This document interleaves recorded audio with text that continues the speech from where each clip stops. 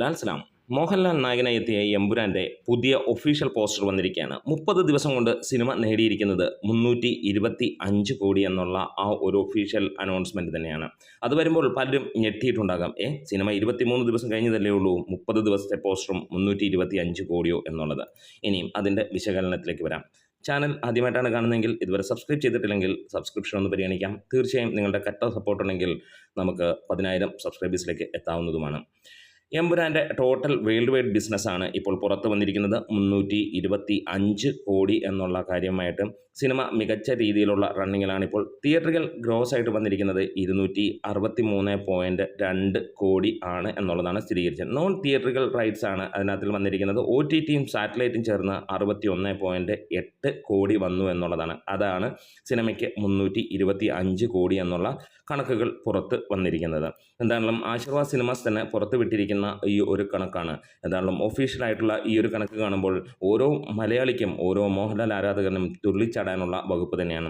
വമ്പൻ ബഡ്ജറ്റിൽ വന്ന ഈ ഒരു സിനിമ നമുക്കറിയാം തിയേറ്ററുകളിൽ എങ്ങനെയാണ് പ്രകടനം നടത്തിയതെന്നുള്ളത്. ഇതുവരെ മലയാള സിനിമ കണ്ടതിൽ വെച്ച് ഏറ്റവും വലിയ ഒരു പ്രകടനം തന്നെയാണ് സിനിമ നേടാൻ കഴിഞ്ഞത്, അതും ഒരു ആവറേജ് റെസ്പോൺസ് വെച്ചിട്ട്. ഇവിടെ ബിസിനസ് അടക്കം സിനിമ ആ ഒരു റേഞ്ചിലേക്ക് എത്തുമ്പോൾ ഇത് മലയാള സിനിമയ്ക്ക് പുതിയ വാതായനങ്ങൾ തുറന്നു നൽകുകയാണ്.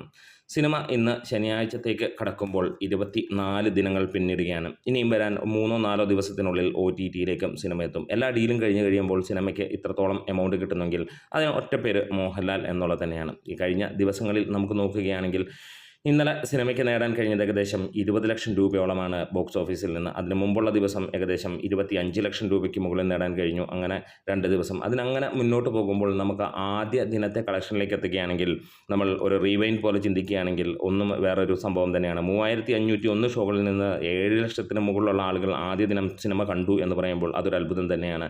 ഇവിടെ ലിയോയുടെ കളക്ഷൻ റെക്കോർഡുകൾ തകർക്കുമോ എന്ന് ചോദിച്ചപ്പോൾ ലിയോയെയും പൂട്ടി സിനിമ 14.5 കോടിയോളമാണ് ബോക്സ് ഓഫീസിൽ നിന്ന് നേടിയത്.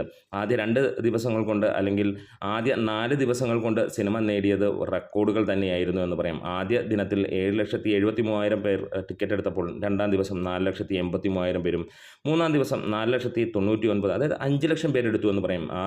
നാലാം ദിവസം 6 ലക്ഷം പേരും, അഞ്ചാം ദിവസം 6,29,000 പേരും ടിക്കറ്റ് എടുത്തപ്പോൾ നമുക്ക് അടുത്ത ദിവസം 4,93,000 ജനങ്ങൾ ടിക്കറ്റ് എടുക്കുന്നത് കണ്ടു.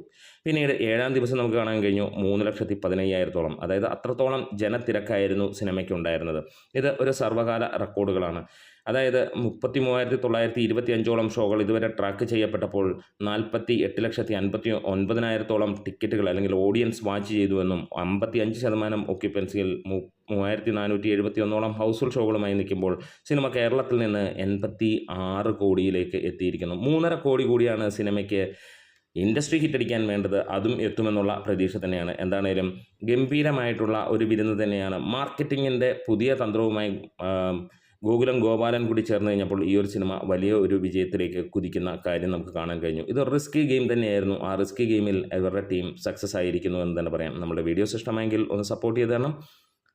ലാൽ സലാം.